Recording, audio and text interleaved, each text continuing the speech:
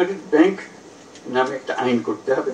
Micro credit regulatory authority শুধু যে বাংলাদেশের জন্য কাজ করেছে তা না, এটা আন্তর্জাতিকভাবে অনেক দেশে সহায়ক করেছে, সাহায্য করেছে সেই জিনিসটা করে দেওয়ার জন্য। তো সেটার জন্য আমি অভিনন্দন জানাচ্ছি মাইক্রো ক্রেডিট রেগুলেটরি অথরিটিকে, যেটা পৃথিবীতে একটা দৃষ্টান্ত স্থাপন করার জন্য এক অধ্যায় সৃষ্টি করা। মাইক্রো ক্রেডিটের যে কন্টিনিউয়াম যেভাবে এটা চলছে, তার মধ্যে মাইক্রো ক্রেডিট রেগুলেটরি অথরিটির একটা বিরাট অধ্যায়। এটা ছোটখাটো জিনিস না, কাজে এই সম্মান, এই ঐতিহাসিক গুরুত্ব আমরা তাদেরকে দেবো। অবশ্য পৃথিবী দেবে, দেশ দেবে, যে গুরুত্বপূর্ণ ভূমিকা তারা পালন করেছে এবং সুন্দরভাবে পালন করছে। সেই জন্য আমরা তাদেরকে ভাবা দিচ্ছি এত সুন্দর করে পালন করে। এটা সহজ জগৎ নয়, এটা নিশ্চিত করে বলতে পারি এটা সহজ জগৎ নয়, কিন্তু তারা এই জগৎকে অত্যন্ত সুন্দরভাবে পরিচালনা করেছে এবং করছে। ভবিষ্যতে আশা করি আরো সুন্দরভাবে এটাকে পরিচালনা করবে। অনেকগুলো বিষয় আছে, আমি মাঝে মাঝে কথাগুলো বলেছি, আজকে আবার বলির সুযোগ পেয়েছি যে এখন আমরা এমন স্তরে এসেছি মাইক্রো ক্রেডিটের, যেটা পরিসংখ্যান এখানে দেওয়া আছে। এখন নতুন চিন্তা করতে হবে এখানে মাইক্রো ক্রেডিট ব্যাংক স্থাপন। এটা কোনো এনজিও, কাজে এনজিও থেকে উত্তরণ হইতে হবে। এনজিও পর্যায়ে রয়ে গেলে এটা ঠিক আবার ওই ব্যাংকিং মেজাজে আসবে না। মেজাজে আসতে হলে তাকে ব্যাংক করতে হবে। এই মাইক্রো ক্রেডিট ব্যাংক নামে একটা আইন করতে হবে, এটা আইনের কথা আবার এটা আমরা পাচ্ছি এখানে। এটা পরিষ্কারভাবে এটা নতুন একটা ব্যাংক হতে হবে, নতুন আইনে।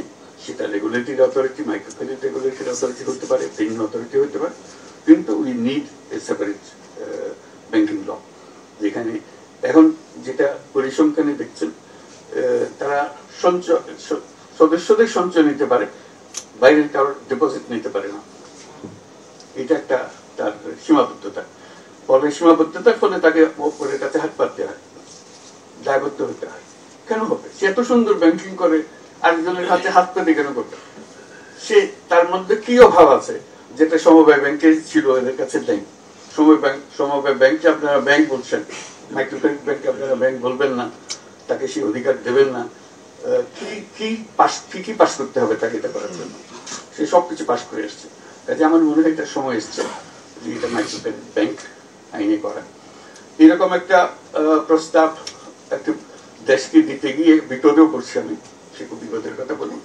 তারা বহু বিরাট বিরাট মাইক্রো ক্রেডিট প্রোগ্রাম করেছে, সারা দেশ জুড়ে করেছে, বিশাল দেশ। ওই মাইক্রো ক্রেডিটের মধ্যে আলাদা করে রেখে দিয়েছে।